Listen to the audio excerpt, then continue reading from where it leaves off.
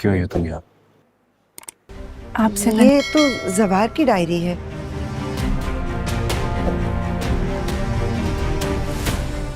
ये तो खो गई थी। फहमीदा, सारा कसूर मेरा है। आपसे मिलना है, आपको देखना है।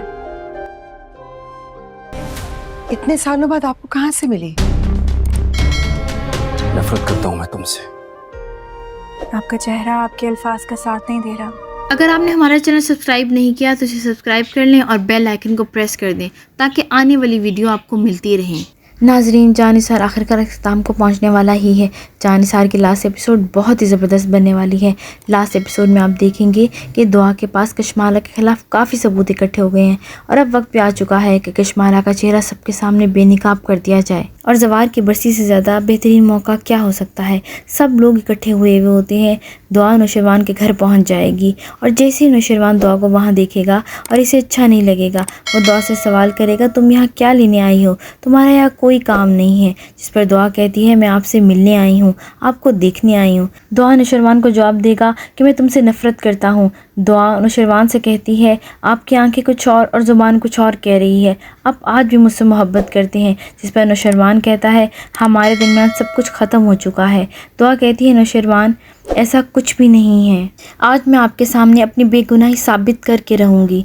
दूसरी तरफ फ़िज़ा के साथ बहुत बुरा होता रहा है और अब फ़िज़ा की ज़िंदगी में भी अच्छा वक्त आने वाला है। फ़िज़ा जिस स्कूल में टीचिंग करती थी, वहाँ का प्रिंसिपल फ़िज़ा को बुलाता है और कहता है, आपको मालूम होगा कि पिछले साल मेरी बीवी की डेथ हो गई थी और मेरे पास 2 बेटियाँ हैं। उनको माँ की ज़रूरत है। मैं चाहता हूँ मेरी बेटियाँ आपसे मिल लें और मैं आपसे शादी करना चाहता हूँ। फ़िज़ा ये बात सुनकर बहुत हैरान हो जाती है और प्रिंसिपल उसको कहता है, आप प्रेशर में मत आएं, आपने सोचना है, अब वक्त लें, अच्छी तरह सोच के मुझे जवाब दें। सिर्फ असलम साहब को भी अपनी गलती का एहसास हो चुका है। वो अपनी बीवी से कहते हैं, मैंने अपनी बेटियों के साथ बहुत ही ज़्यादती की है, इन्हें ताने दे देकर अपने से दूर कर दिया और आज इनके साथ जो भी हो रहा है वो मेरी वजह से ही हो रहा है। जिस पर फहमीदा बेगम समझाती हैं, आपने हमेशा हमारी भलाई ही चाहिए।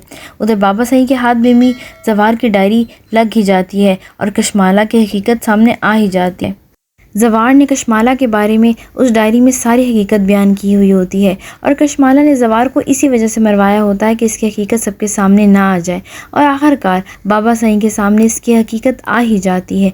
वो डायरी पढ़ने के बाद बाबा सही के पाँव तले तो ज़मीन ही निकल जाती है और इन्हें यकीन ही नहीं होता कि कशमाला इस हद तक गिर सकती है। जैसे ही वो डायरी नीचे लेके जाते हैं, अम्मा सही जब वो डायरी देखती हैं तो बाबा सही से कहती हैं, ये डायरी तो गुम गई थी और ये तो जवार की डायरी है, आपके पास कैसे आ गई? बाबा सही बताते हैं कि ये डायरी जाफर ने मुझे दी है और इसमें कशमाला के बारे में सारी हकीकत बयान हुई है। जिस पर कशमाला के पांव तले तो ज़मीन ही निकल जाती है। अब कशमाला के पास भागने का कोई दूसरा रास्ता नहीं है। दुआ भी वहाँ मौजूद होती है और सब सबूत पेश करती है और बताएगी ये सारा कसूर कशमाला का ही है और कशमाला ने साई की जान लेने की कोशिश की थी और सारा इल्ज़ाम मेरे सर डाल दिया था।